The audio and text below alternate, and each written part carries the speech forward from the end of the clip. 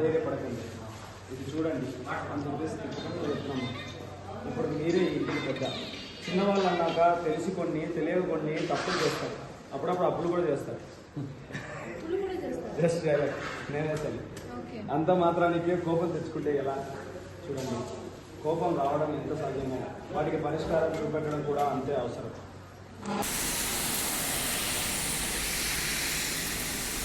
కోపంతో అన్ని పనులు కావు అనే ఆలోచనతో అన్ని సమస్యలు తీర్చారు.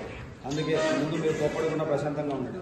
సందిగ్ధనాల భవిష్యత్తు ఎలా దాని గురించి ఆలోచించండి. సరేనా? చక్కదిద్దాలనే చక్కదిద్దాలని ఆలోచన దానికి సరేనా అని చెప్పేసి ఉంటే ఆయన ఆలోచిస్తూ ఉన్నాడమ్మా. దిద్దాలని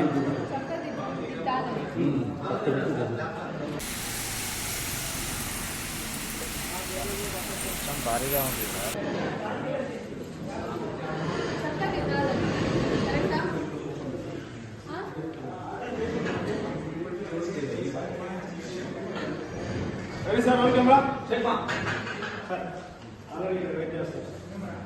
అమ్మ నెట్ నుంచి ఇవ్వడా ఇటు నుంచి ఇవ్వడా?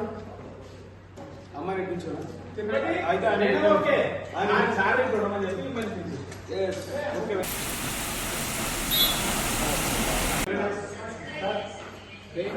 చాలా పాప అక్కడికి వచ్చి చూసింది,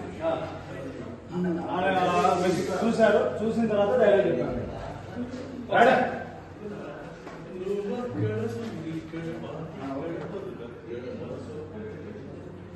అంతేనా? 2 రిఫ్లెక్షన్ మాకు ఏదో అది 2 రాడి సార్. అదే పక్క రావాలి. ఎంతసేపు చేస్తారా బెస్ట్ ల్యాంప్ అని చేయడానికి? వదిలేవా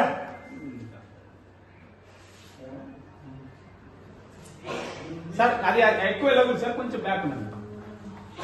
అది సార్ అమ్మా నువ్వు కూడా అదే ప్లేస్ కొంచెం బ్యాక్, అది ప్లేస్